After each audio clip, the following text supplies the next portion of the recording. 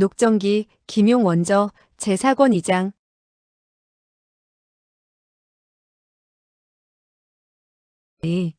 도깨비집. 위소보는 목건병이 끊임없이 벌벌 떨고 있는 것으로 보아 지탱하기가 확실히 어렵다는 것을 깨달았다. 그러나 위소보는 방이 앞에서 자신의 겁먹은 표정을 보이고 싶지 않았고 유일주에게 지고 싶지도 않았기에 다음과 같이 입을 열었다. 좋아요. 모두들 가보기로 합시다. 만약 고약한 도깨비를 만나게 되었을 때는 모두 조심하기로 합시다. 7명의 사람들은 조노삼이 말한 대로 서쪽으로 갔다가 골짜기로 꺾어 돌았다. 어둠 속이라 길을 찾을 수가 없었다. 다만 숲속에 희뿌옇게 보이는 것이 하나의 조그만 폭포가 쏟아져 내리고 있는 듯한 감을 받았다. 위소보는 말했다. 우리가 길을 찾지 못하는 것은 바로 도깨비의 장난 때문이 아니고 무엇이겠소. 이것은 고약한 도깨비가 사람들로 하여금 길을 잃게 하는 것이외다. 서천천은 말했다. 이 물이 흘러내려오는 길은 바로 산길입니다. 산속의 물은 계곡을 따라 내려오기 마련이죠. 오립씨는 말했다. 바로 보셨소이다. 그리고 그는 폭포물을 건너서 언덕 쪽으로 올라갔다. 나머지 사람들도 뒤따라 언덕 쪽으로 올라갔다. 그런데 왼쪽 숲속에서 말이 울부짖는 소리가 들려오는 것이 아닌가. 바로 그쪽에 10여 필의 말을 탄 사내들이 있는 것을 발견할 수 있었다. 서천천은 속으로 생각했다. 저 한때의 사람들은 어떤 내력을 가지고 있는지 모르겠구나. 그러나 자기와 오립신이 손을 맞잡게 된다면 웬만한 무사 수십 명쯤은 마음에 둘 필요가 없다고 생각했다. 그리하여 그는 즉시 물을 첨벙첨벙 밟으며 울퉁불퉁한 길을 따라 숲속으로 걸어 들어갔다. 숲속으로 들어서니 더욱더 주위가 어두워졌다. 그런데 앞쪽에서 쾅쾅 문을 두드리는 소리가 들렸다. 아니나 다를까 집이 있었다. 위소보는 놀라움과 기쁨에 사로잡혔다.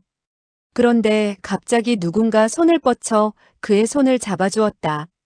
그 손은 부드러웠다. 곧이어 귓가에 부드러운 음성이 들렸다. 두려워하지 말아요. 바로 방이의 음성이었다. 문을 두드리는 소리는 끊임없이 들려왔다. 그러나 시종문을 여는 사람은 없었다. 7사람은 가까이 다가갔다. 그러고 보니 시커멓고 커다란 집이 서 있는 것이 보였다. 이미 말을 타고 도착한 사람들이 큰 소리로 부르짖고 있었다. 문을 여시오. 문 좀 열어보시오. 비를 피하여 왔소. 한참을 불러도 집안에서는 아무런 동정도 엿보이지 않았다. 한 사람이 말했다. 사람이 살고 있지 않은 모양이외다. 다른 한 사람이 말했다. 조노삼이 도깨비집이라고 했으니 그 누가 감히 들어와 살겠소? 담장을 뛰어넘어 들어갑시다. 곧이어 허연 광채가 번쩍였다. 한 사람이 무기를 뽑아들고 담장을 뛰어넘어갔다. 그러고는 대문을 열었다. 무사람들은 우르르 떼지어 들어갔다. 서천천은 속으로 생각했다. 이 사람들은 정말 무림에 몸을 담고 있는 사람들이었구나. 그러나 보기에 무공은 별로 대단할 것 같지는 않은데. 7사람은 그들을 따라 들어갔다. 대문 안쪽은 바로 꽤 널따란 뜰락이었다. 그리고 다시 안으로 들어가자 대청이 나왔다. 어떤 사람이 몸에서 기름 먹인 보따리를 꺼내더니 화도와 화석을 꺼내서 불을 당겼다. 그리고 대청의 탁자 위에 초가 있는 것을 보고 초에다 불을 당겼다. 사람들은 갑자기 눈앞이 환해지는 것을 보고 모두 기뻐했다. 대청에 자단목으로 된 탁자와 의자 그리고 차탁자가 놓여있는 것으로 보아 대갓집의 기세였다. 서천천은 속으로 중얼거렸다. 탁자와 의자에는 전혀 먼지가 앉지 않았다. 그리고 바닥도 매우 깨끗하게 청소되어 있다. 그런데 왜 집안에 사람이 없을까? 이때 한 명의 사내가 말했다. 이 대청은 깨끗한 것으로 보아 집안에 사람이 살고 있는 것 같소이다. 그러자 다른 한 사람이 큰 소리로 외쳤다. 이것 보시오. 이것 보시오. 집안에 사람이 없소? 집안에 사람이 없소?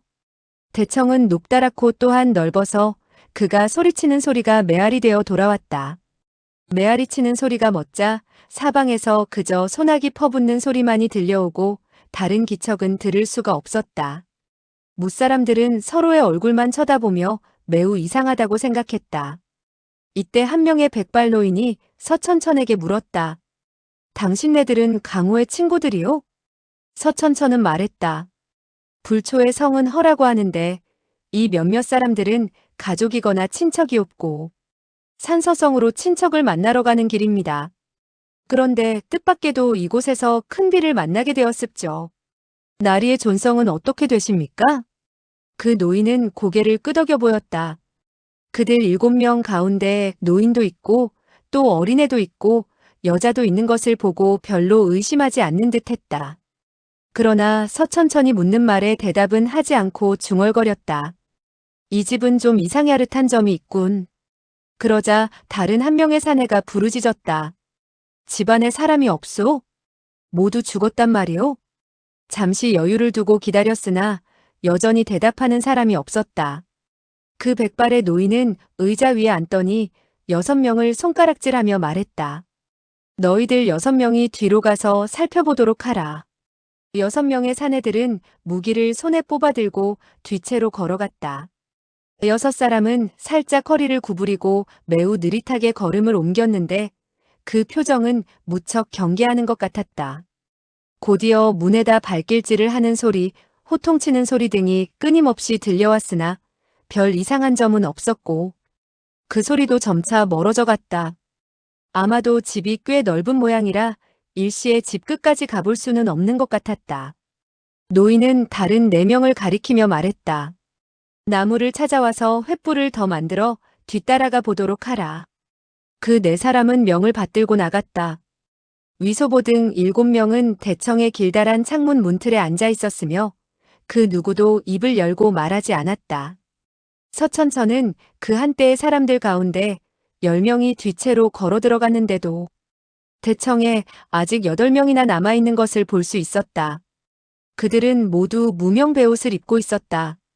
그 모양으로 보아 무슨 방이나 회의 제자들인 것 같기도 했고 또 어떻게 보면 표국의 사람들 같기도 했으나 호송하는 표화물이 없어 당장 그들의 내력을 알 수가 없었다. 위소보는 참을 수 없다는 듯 물었다. 누님, 이 집안에 도깨비가 있는 것이요? 없는 것이요? 방이가 미처 말하기도 전에 유일주는 서둘러 말했다. 물론 도깨비가 있지. 어느 곳이고 죽은 사람이 없겠소? 죽은 사람이 있는 곳에는 도깨비가 있기 마련이요. 위소보는 부르르 몸을 떨고는 몸을 움츠렸다. 유일주는 말했다. 천하의 고약한 도깨비들은 착한 사람들을 업신여기고 고약한 자들은 두려워하는 법이다. 전문적으로 어린애들을 홀리는 경우가 있지.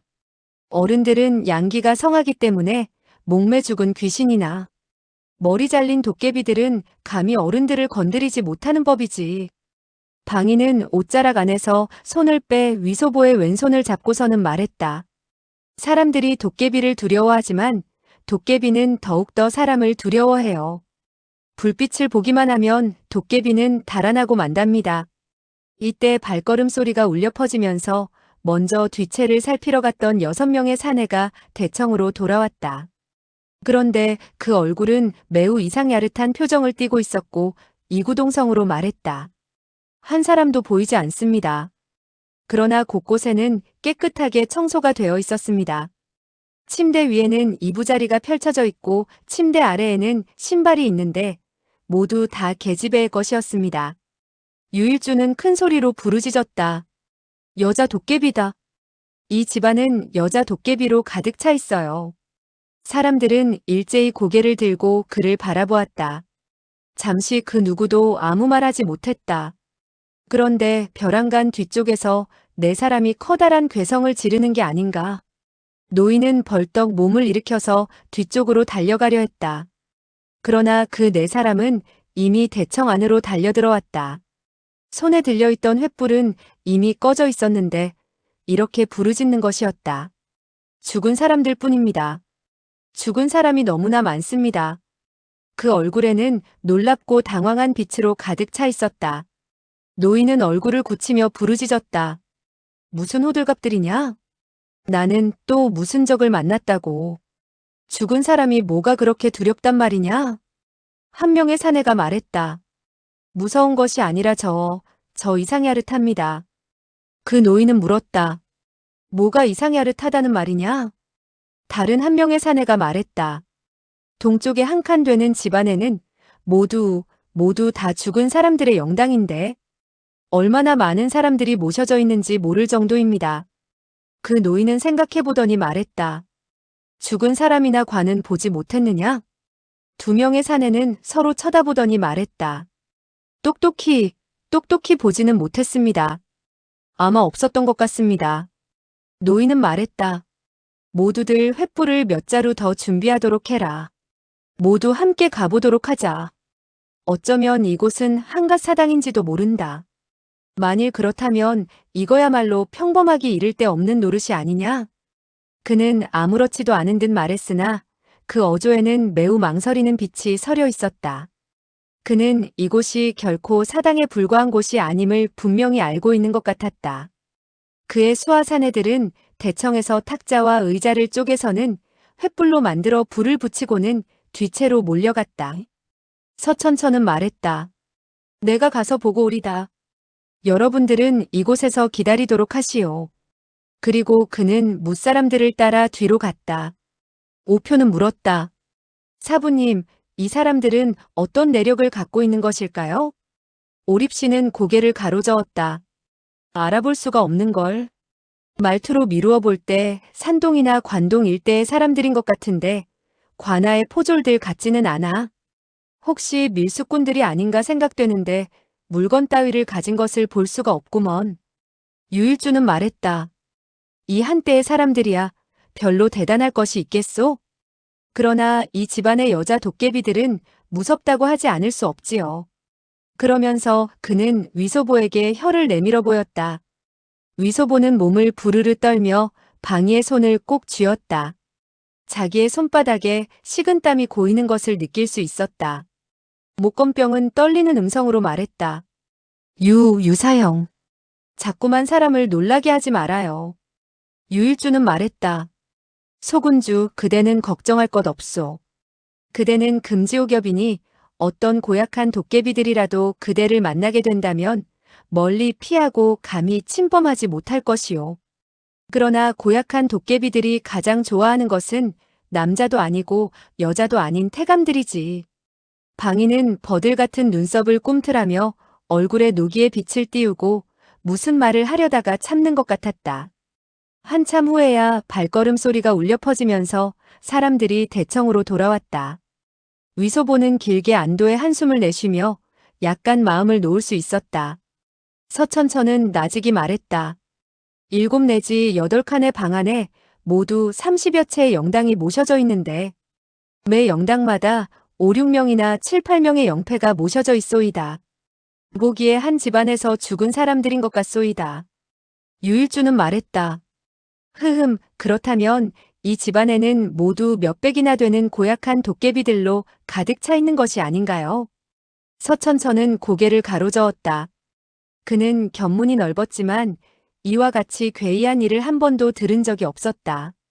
잠시 후 그는 느긋한 어조로 말했다. 가장 이상한 것은 영당 앞에는 모두 다 촛불이 켜져 있다는 것입니다. 위소보와 방이 그리고 목건병 3사람은 놀라 동시에 소리를 내질렀다. 어떤 사내가 말했다. 우리가 처음 들어갔을 때 촛불에는 분명히 불이 켜져 있지 않았소이다. 그 늙은이는 물었다. 너희들 기억이 틀림없으렸다? 4명의 사내들은 서로 얼굴을 쳐다보며 고개를 가로저었다. 노인은 말했다. 도깨비가 아니라 우리들은 고인을 만난 셈이야. 삽시간에 30여 채나 되는 영당의 촛불에 불을 밝히다니 그 솜씨야말로 민첩하기 이를 데 없군. 날이 그렇지 않소이까? 이 최후의 한마디는 서천천에게 묻는 말이었다. 서천천은 짐짓 멍청하게 말했다. 우리들은 아무래도 이 집 주인의 비위를 거슬렸나 봅니다. 그러니 영당 앞으로 나가 절을 몇 번 하는 것이 좋을 것 같소이다. 빗소리 가운데 갑자기 동쪽 집에서 여자들의 울음소리가 들려왔다. 그 소리는 매우 처량했다. 큰 비가 퍼붓고 있는데도 그 몇 차례 울부짖는 소리는 똑똑히 들을 수 있었다. 위소보는 놀라서 그만 입이 딱 벌어지게 되었고 안색이 크게 변하고 말았다. 사람들은 서로의 얼굴을 바라보았으며 모두 다 모골이 송연해져서는 어찌할 바를 몰랐다. 잠시 후 다시 서쪽 집에서 여자의 울음소리가 흘러나왔다. 유일주 5표 그리고 2명의 사내가 일제히 부르짖었다. 귀곡성이다. 귀곡성이다. 노인은 싸늘히 코웃음 치더니 갑자기 큰 소리로 부르짖었다. 우리들은 길을 지나다가 귀댁에 들러 비를 피하게 되었는데 함부로 들어오게 된 점 사과드리오. 그런데 주인께서는 얼굴을 보여주실 수 없겠소이까? 그 말에는 진기가 충만하여 멀리까지 퍼져나갔다. 그러나 한참을 기다려도 뒤채에서는 아무런 동정도 보이지 않았다. 그 노인은 고개를 가로젓더니 큰 소리로 말했다. 이곳 주인이 속된 손님을 접근하기 싫어한다면 우리들은 함부로 법석을 떨거나 소란을 피울 수가 없소. 이 대청에서 비를 잠시 피하고 내일 날이 밝아 비가 멎으면 모두들 한시바삐 떠나도록 합시다. 그리고 그는 연신 손짓을 사용해서는 무사람들에게 말하지 말라는 신용을 하고는 귀를 기울였다. 한참 동안 귀를 기울였으나 다시 곡성은 들리지 않았다. 한 사내가 나직이 말했다. 장 셋째 날이 사람이고 도깨비고 내일 날이 밝으면 대뜸 불을 질러 이 도깨비 집을 태워버리고 말지요? 그러자 그 노인은 손을 저었다. 우리는 아직 요긴한 일을 처리하지 못했으니 달리 사고를 불러일으킬 필요가 없다. 앉아서 쉬기나 해라. 무사람들은 옷이 모조리 젖어 있는 상태였다. 그리하여 그들은 대청에 불을 피웠다. 어떤 사람은 술호로를 꺼내서는 병마개를 뽑고 그 노인에게 마시라고 건네주었다.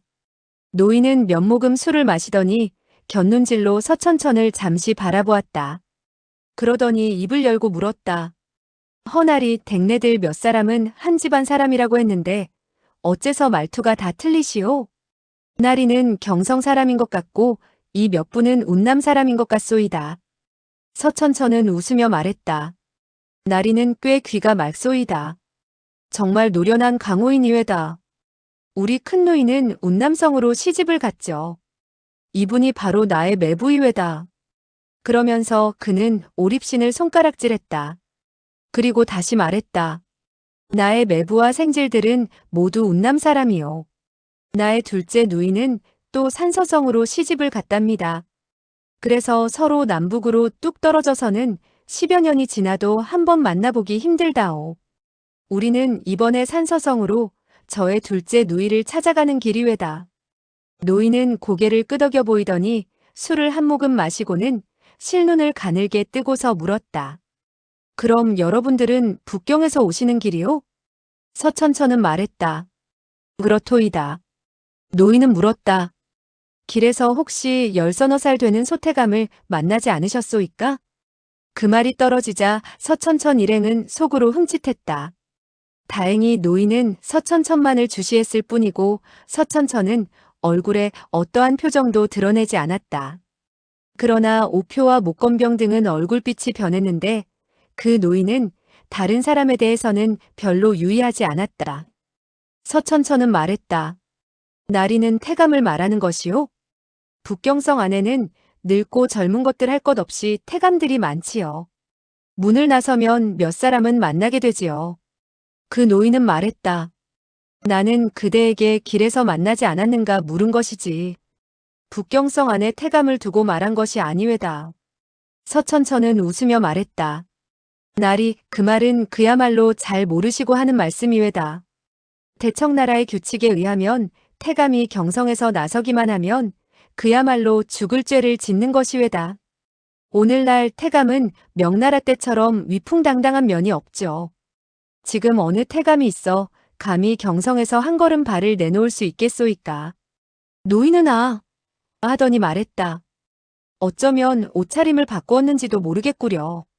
서천천은 고개를 가로저었다. 그럴 용기가 없을 것이외다. 그리고 잠시 여유를 두었다가 말했다. 나리, 나리가 찾는 것은 어떤 소태감이 왜까? 우리들이 산서성으로 갔다가 친척을 만나본 이후 경성으로 돌아가게 되었을 때 나리를 돕고자 알아보도록 하지요. 노인은 말했다. 고맙구려. 하지만 그때까지 명이 붙어 있을지 의심스럽구려. 그리고 그는 눈을 감고 더 말하지 않았다. 서천천은 속으로 생각했다. 18살 먹은 소태감에 대해서 묻는다면 바로 위양주를 두고 묻는 것이 아닐까? 이 사람들은 천지회의 사람들도 아니고 모광부의 사람들도 아니다. 그렇다면 10중 8구 호의를 갖고 있지 않을 것이 분명하니 좀 똑똑히 알아보아야겠다. 그가 우리들에게 시비를 걸지 않는다 하더라도 우리가 그를 한번 건드려 봐야겠다. 그리하여 그는 말했다. 나리, 북경성 안의 소태감으로 말하면 오로지 한 분만이 크게 유명하죠. 그의 대명은 천하에 널리 알려졌기 때문에 역시 들어보았으리라 생각됩니다. 그 소태감은 바로 간신 오배를 죽이고 대공을 세운 그분이랍니다. 노인은 눈을 뜨더니 말했다. 그대가 말하는 것은 소계자 개공공이요? 서천천은 말했다. 그가 아니고 또 누가 있겠소이까? 그 사람으로 말하면 담이 크고 용기가 있으며 무예가 출중하니 실로 대단한 사람이라고 할 수 있소이다. 노인은 말했다. 그 사람의 무술이 어떠한지 그대는 본 적이 있소? 서천천은 말했다. 개공공은 매일같이 북경성 안을 이리저리 산책하지요. 북경에 살고 있는 사람은 그를 보지 않은 사람이 별로 없답니다. 개공공은 얼굴이 시커멓고 또 뚱뚱한 편이라 적어도 18구 세는 되어 보이며 결코 15살로는 볼 수 없답니다. 방인은 잡고 있던 위소보의 손에 힘을 한 번 주면서 그 손을 꼭 쥐었다. 목건병은 팔굽으로 그의 등을 살짝 쳤는데 모두 다 우스꽝스럽게 생각하는 눈치였다. 위소보는 줄곧 도깨비를 두려워하고 있었는데 그 노인이 자기에 대한 질문을 하게 되자 마음속으로 이리저리 궁리를 해보느라 도깨비를 두려워하는 마음마저도 사라지고 말았다. 노인은 입을 열었다. 그렇토? 내가 남에게 들은 이야기는 전혀 다릅니다. 개공공은 그저 10서너 살밖에 되지 않은 어린애로서 교활하고 눈치가 빠르다고 하더구려. 아마도 그대의 저생질과 삼촌쯤 닮았을게요. 하하하. 그리고 그는 위소보를 쳐다보았다. 유일주는 갑자기 입을 열었다. 소문에 들으니까 소계자는 비열하기 짝이 없다고 하더군요. 그리고 몽혼약을 잘 쓴다고 합니다. 그가 오배를 죽인 것도 먼저 약을 써서 정신을 잃게 해서 가능했다고 들었소이다. 그렇지 않다면 그 좀도둑은 간이 작고 또 도깨비를 두려워하는데 어찌 오배를 죽일 수 있었겠소이까? 그리고 위소보를 향해 싱글벙글 웃으면서 말했다. 외사촌 아우, 그렇지 않아? 오립씨는 크게 노해서 뒤로 일장을 날려서는 냅다 그의 얼굴을 향해 후려쳤다. 유일주는 고개를 숙여 피하면서 왼발을 퉁기듯 하며 몸을 일으켰다. 오립신의 냅다 후려친 일장은 바로 벽계전시라는 일초였고 유일주가 재빨리 피하며 몸을 퉁기듯 일으켜 세운 일초는 바로 금마사풍으로서 모두가 목각권의 초식이었다. 한 사람은 급히 후려치게 되고 한 사람은 급히 피하려고 부지불식간에 목각권을 펼치게 된 것이다. 그 장가라는 노인은 벌떡 몸을 일으키더니 웃으며 말했다. 여러분들의 변장술이 꽤 대단하시군. 그리고 그가 몸을 일으키자 수하들 10여 명도 덩달아서 몸을 일으켰다. 그는 호통을 내질렀다. 모조리 잡아라. 한 사람도 놓쳐서는 안 된다. 오립씨는 품속에서 단도를 뽑아들고 커다란 머리를 왼쪽으로 한번 젖혔다. 그 순간 그는 한 명의 사내를 내려찍어 쓰러지게 만들었다. 그리고 오른쪽으로 다시 한번 젖혔을 때 다시 한 명의 사내 목을 찔러 쓰러뜨렸다. 노인은 두 손을 허리깨로 가져가더니 한 쌍의 판관피를 뽑아들었다. 그러고는 두 자루의 판관피를 한번 비볐다. 그러자 그 한 쌍의 판관필에서는 찍찍하는 소리가 났다. 곧이어 그 노인은 판관필을 쳐들고 왼쪽의 판관필로 오립신의 목을, 오른손의 판관필로는 서천천의 가슴팍을 찌르려 했다. 1대2로 공세를 취하는데 솜씨가 꽤 민첩한 편이었다. 서천천은 오른쪽으로 달려들어 왼손으로 대한 한 명의 눈을 핥히려 들었다. 그 대한은 뒤로 몸을 급히 젖혀 피하려고 했다. 그 순간 그의 손에 들렸던 칼은 이미 서천천에게 빼앗기게 되었고, 다음 순간 허리 부분에 격렬한 통증을 느꼈다. 그는 자기의 칼이 이미 자기의 배로 파고 들어간 것을 알아차릴 수 있었다. 저쪽의 오표 역시 다른 사람과 손을 쓰게 되었다. 유일주는 잠시 망설이더니 연편을 뽑아들고 앞으로 나가 싸웠다. 상대방의 사람 수는 많았으나 그저 그 노인만이 오립신과 막상막하의 싸움을 벌일 수 있었을 뿐, 나머지 노인의 수하들은 무공이 평범했다. 위소보는 이때 이렇게 생각하고 있었다. 저 늙은이를 제외한 나머지 사람들은 나로서도 상대할 수 있을 것 같구나. 그리고 그는 비수를 손에 뽑아들고 달려들려 했다. 방인은 대뜸 그를 잡으며 말했다. 우리 쪽에서 틀림없이 이길 터이니 그대가 나설 필요는 없어요. 위소보는 속으로 말했다. 우리 쪽이 틀림없이 이긴다는 것을 알고 있으니까 내가 앞으로 나가는 것이 아닌가. 만약 틀림없이 지게 된다면 빨리 도망을 쳐야 할 것이지. 갑자기 찍찍하는 소리가 잇따라 일었다. 그 노인은 어느덧 한편으로 물러서서는 두 자루의 판관피를 서로 비벼대고 있었다. 그러자 그의 수하 사람들은 일제히 그의 등 뒤로 모여들었고, 신속하기 이를 데 없이 하나의 네모난 진을 펼쳤다. 그들은 그저 몇 걸음 후다닥 옮겨서 각자 자기의 위치를 찾아섰다. 10여 명의 사람들이 서로 밀거나 밀치지 않았고 또한 부딪히는 일도 없었다. 이로 미루어 볼 때 평소 많은 훈련을 쌓은 것을 알 수 있었으며, 또한 이 일에 대해서 적지 않은 노력을 기울였다는 것도 알 수 있었다. 서천천과 오립씨는 깜짝 놀라서는 몇 걸음 물러섰다. 오표가 용감하게 앞으로 나갔다. 그런데 갑자기 네모난 진 안에서 네 자루의 칼이 일제히 휘둘러졌다. 두 자루의 칼은 그의 어깨 쪽지를 내려치려 들었고, 다른 두 자루의 칼은 그의 발을 베려고 들었는데 매우 교묘한 배합을 이루고 있었다.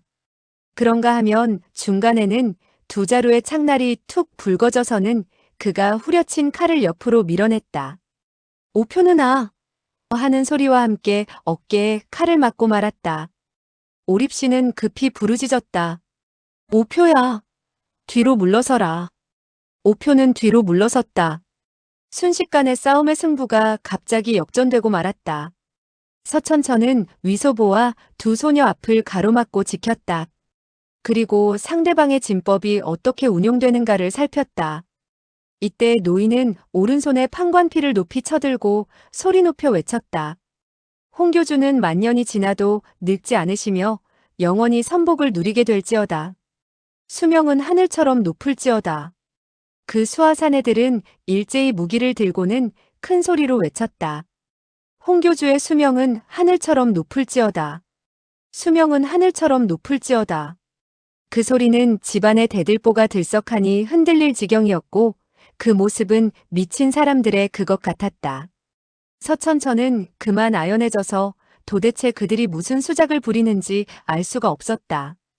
위소보는 홍교주라는 말을 듣고 도홍령이 지극히 두려워하던 표정과 말을 번개처럼 머리에 떠올리고는 부르짖었다. 신룡교다. 그들은 신룡교다. 노인은 안색이 변해서는 말했다. 너도 신룡교의 이름을 아는구나. 그리고 오른손을 높이 쳐들더니 다시 부르짖었다. 홍교주의 신통력은 광대하여라. 우리 교에서는 싸움에 이기지 못한 적이 없으며 공격하여 무너뜨리지 않은 것이 없고 아무리 견고한 것이라도 떨어지며 또한 격파되지 않는 것이 없나니. 적들은 그야말로 추풍낙엽처럼 우수수 떨어지며 도망치기에 급급하도다. 서천천 등은 그들이 한번 주문을 외울 때마다 속으로 흠칫했다. 그 사람들의 행동이 이상야릇하여 일찍이 한 번도 보지 못하던 터였다. 더군다나 적과 상대할 때 크게 주문을 외우리라고 그 누가 생각이나 했겠는가. 위소보는 부르짖었다. 이 사람들은 주문을 외울 줄 압니다. 그들의 수작에 넘어가지 않도록 하시오. 그리고 모두들 앞으로 나가 싸웁시다. 이때 그 노인과 무사람들은 더욱더 빨리 주문을 외우고 있었는데 이제는 무사람들이 그 노인을 따라 한마디씩 외우는 것이 아니고 10여 명이 일제히 외는 것이었다. 홍교주께서는 신통력으로 우리를 보살피고 지키시니 무제자들은 용기가 100배하여 한 사람이 100명을 당하고 100명이 만 사람을 당해내도다. 홍교주의 신목은 번개와 같이 사방을 비추도다. 우리 제자들은 적을 죽여 교를 지키니 홍교주는 친히 우리를 이끌어 주시고 성직의 직위를 높이는도다. 우리 교회 제자들이 교를 지키다가 죽게 되면 모두 다 천당으로 오르게 될 것이다. 갑자기 소리를 지르면서 그들은 질풍같이 달려들었다. 오립신과 서천천 등도 무기를 뻗쳐받았다. 그러나 그들은 삽시간에 무공이 크게 정진된 듯 했다. 강철칼을 마구 내리찍고 짧은 창을 마구 찔러대는데 조금 전보다 공력이 수배나 불어난 것 같았고 마치 미친 듯 무기를 마구잡이로 내리찍고 찔러냈다. 몇 수를 싸우기 전에 오표 유일주는 이미 칼을 맞고 쓰러졌다. 곧이어 위소보와 방이 목건병은 팔에 상처를 입었다. 위소보는 등을 찔렸으나 다행히 보위가 있어서 몸을 보호해 주었기 때문에 그 창날이 몸을 뚫고 들어갈 수는 없었다. 그러나 그 기세가 너무나 무섭고 힘차 위소보는 제대로 서 있지를 못하고 그만 앞으로 쓰러지고 말았던 것이다. 얼마 후 오립신과 서천천마저도 차례로 상처를 입게 되었다. 그 노인은 잇따라 손가락을 뻗쳐내어서 여러 사람의 몸에 있는 요혈을 짚어버렸다. 무사내들은 일제히 부르짖었다. 홍교주의 신통력은 광대하며 수명은 하늘처럼 높도다. 수명은 하늘처럼 높도다. 그와 같이 고함을 지르기를 그치자 갑자기 일제히 주저앉았다. 그리고 각자의 이마에서는 땀이 비오듯 흘러내렸고 헉헉거리고 숨을 몰아쉬는데 매우 지친 것 같았다. 이 싸움은 차 한 잔 마실 시간도 되지 않아 그만 승패가 나게 되었는데 이들은 마치 몇 시간을 두고 싸운 사람들 같았다. 위소보는 속으로 야단났다고 생각했다. 이 사람들은 원래 요술을 알고 있었구나. 도 고모님이 신룡교를 들먹이자마자 무엇에 놀란 사람처럼 벌벌 떨더니 아니나 다를까 신통력이 광대하구나. 그 노인은 의자 위에 앉아서 눈을 감고 기운을 되찾는 듯 하더니 한참 후에야 몸을 일으켰다. 그러고는 이마에 땀을 훔치고는 대청에서 서성거렸다. 잠시 후 그의 수하 사람들도 다투어 말했다. 너희들도 함께 내가 읽는 대로 따라 읊도록 하라. 잘 들으라. 내가 한마디 읊으면 너희들도 따라 읊어야 한다는 말이다. 홍교주는 신통력이 광대하고 수명은 하늘처럼 높더라. 서천천은 욕을 했다. 사마의 도가 귀신처럼 행세를 하는구나. 이 늙은이야 따라서 하라고. 잠꼬대 같은 소린 아예 하지도 말아라. 노인은 판관피를 들어서는 그의 이마를 한번 내리쳤다. 퉁 하는 소리가 나면서 피가 흘러나왔다. 서천천은 욕을 했다. 이 궤도적 요물단지. 노인은 오립신에게 물었다. 읊을 테냐, 읊지 않을 테냐? 오립신은 미처 대답하기도 전에 머리부터 가로저었다. 그 늙은이는 판관피를 들어서는 그의 이마를 내리쳤다. 그러고는 오표에게 물었다. 오표는 욕을 했다. 내 할미의 수명이 개와 같다고나 해라. 그 노인은 대노에서는 판관피를 아래로 내려치는데 더욱 힘을 주었다. 오표는 즉시 그만 정신을 잃고 말았다. 오립씨는 호통을 내질렀다. 표하는 사내답다. 너희들은 그저 요술을 할 줄 아는 녀석들에 불과하다. 빌어먹을 사내라면 우리들을 모조리 죽여봐라. 노인은 판관피를 들더니 유일주에게도 말했다. 너는 따라 읊을 테냐, 안 읊을 테냐? 유일주는 말했다. 나는. 노인은 말했다. 빨리 말해라. 홍교주의 신통력은 광대하며 수명은 하늘처럼 높도다. 유일주는 말했다. 홍교주. 그 노인은 판관필의 끝으로 그의 이맛박을 살짝 찌르고는 호통을 내질렀다. 빨리 읽어라. 유일주는 말했다. 네, 네, 홍교주의 수명은 하늘과 같이 높습니다. 그 노인은 껄껄 소리내어 웃었다. 하하하, 역시 때를 아는 자만이 득을 보게 마련이지. 내 녀석은 고통을 덜 당하게 되었다. 그리고 그는 위소보 앞으로 가더니 호통을 내질렀다. 꼬마야, 나를 따라 읊어라. 위소보는 말했다. 그대가 먼저 읽어줄 필요가 없소이다. 그 노인은 노해 부르짖었다. 뭐라고? 그러고는 판관피를 들었다. 위소보가 읊었다. 위교주의 신통력이 광대하며 수명은 하늘처럼 높고 영원히 선복을 누릴지어다. 위교주는 싸워서 이기지 않는 때가 없고 승리는 싸우지 않고도 얻더라. 위교주는 공격하여 무너뜨리지 않는 자가 없고 무너뜨리는 데는 공격하지 않아도 되더라. 위교주는 당신네들을 모두 다 이끌어서 함께 천상으로 오르더라. 그는 위교주라는 위자를 애매모호하게 발음했으며 그저 콧소리로 흥얼거릴 정도로 읊었기 때문에 노인은 그가 수작을 부리는지 모르고 있었다. 그저 그가 홍교주라고 말하고 또 잇따라 그와 같이 읊어대자. 그저 기뻐서는 껄껄 소리내어 웃으며 칭찬했다. 하하하, 너 꼬마 녀석은 퍽 얌전하구나. 그리고 그는 방이 앞으로 다가가서는 그녀의 아래턱을 어루만져 보더니 말했다. 오, 계집애의 얼굴 모습이 그럴듯하구나. 순순히 내가 읊는 대로 따라 읊도록 해라. 방이는 고개를 비틀며 말했다. 읊지 않겠어요. 그 노인은 판관피를 들어 내리치려고 했다. 그런데 촛불 아래 보니 그녀의 아름다운 얼굴이 아까운 생각이 들어.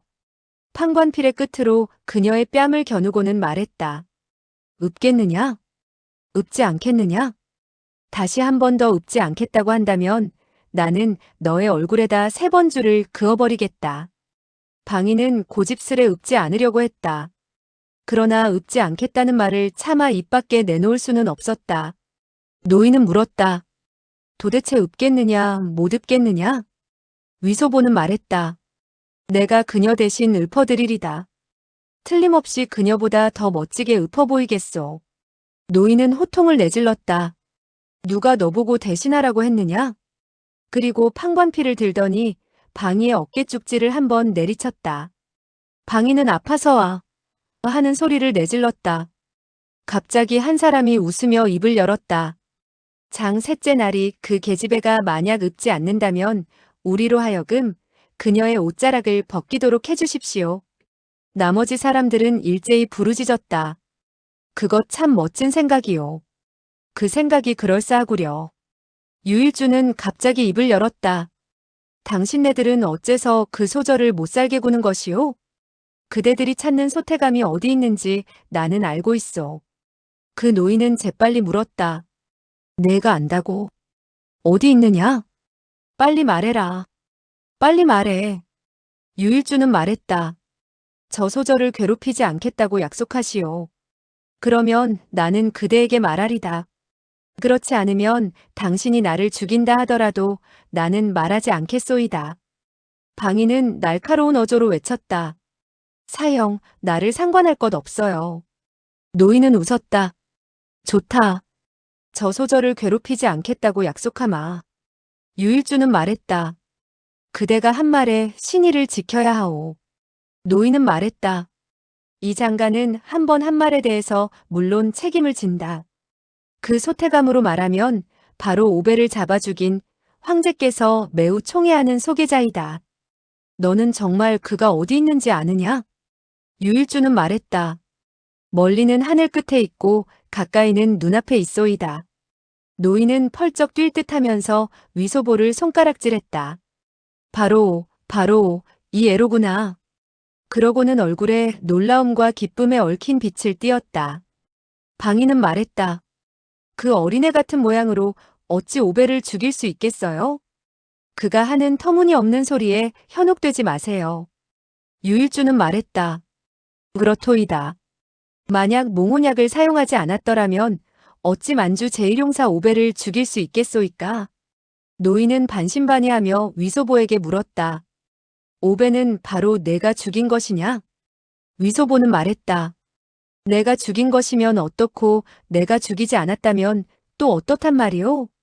노인은 욕을 했다. 고얀, 내가 보기엔 이 꼬마 녀석은 아무래도 조금 요사한 데가 있구나. 너의 몸을 뒤져봐야겠다. 그리고 그는 즉시 2명의 사내를 불러와서는 그들로 하여금 위소보가 등에 메고 있는 보따리를 풀어헤치게 하여 그 속의 물건들을 일일이 탁자 위에 놓도록 하였다. 노인은 구슬이고 금붙이고 꺼내놓은 물물들을 바라보더니 말했다. 아니, 이것들은 모두 황궁 안의 물건이 아니냐. 이게 뭐지? 그러면서 그는 한 묶음의 음표를 쳐들었다. 모두가 500냥짜리가 아니면 1000냥짜리 음표인데 그 금액은 수십만 냥에 달해 그만 어리둥절해졌다. 과연 틀림없구나. 과연 틀림없어. 내가 바로 소개자로구나. 그를 저쪽 방으로 데리고 가서 자세히 캐묻도록 해라. 방인은 다급해져서 부르짖었다. 당신네들 제발 이분을 괴롭히지 말아요. 목건병은 왁하니 울음을 터뜨렸다. 한 명의 사내가 위소보의 뒷덜미를 잡았다.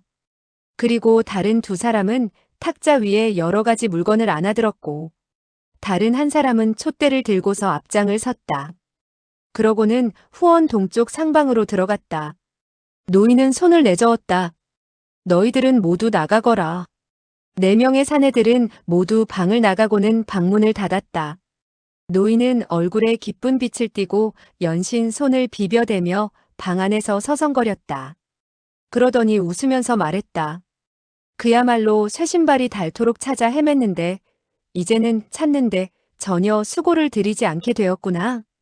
소개자 공공, 오늘 그대와 이곳에서 만나게 된 것은 그야말로 매우 영광스러운 일이라고 할 수 있네. 위소보는 웃으며 말했다. 불초가 나리와 이곳에서 만난 것은 그야말로 전생에 쌓은 덕 때문이고 이승에서는 가장 영광스러운 일이라고 할 수 있겠소. 그는 물건마저 모조리 수색당한 꼴이라 잡았대도 소용이 없다는 생각이 들었다. 그리하여 임기응변으로 이 고비를 넘기고 보자는 생각이 들었다. 노인은 약간 어리둥절한 표정으로 말했다. 뭐가 저승에서 쌓은 덕이고 이승의 영광이란 말이지. 개공공, 그대는 오대산 청량사로 가는 길이시겠지? 위소보는 속으로 놀라지 않을 수 없었다. 늙은 후레자식이 모두 다 알고 있구나. 그렇다면 쉽게 다룰 수 없겠는데?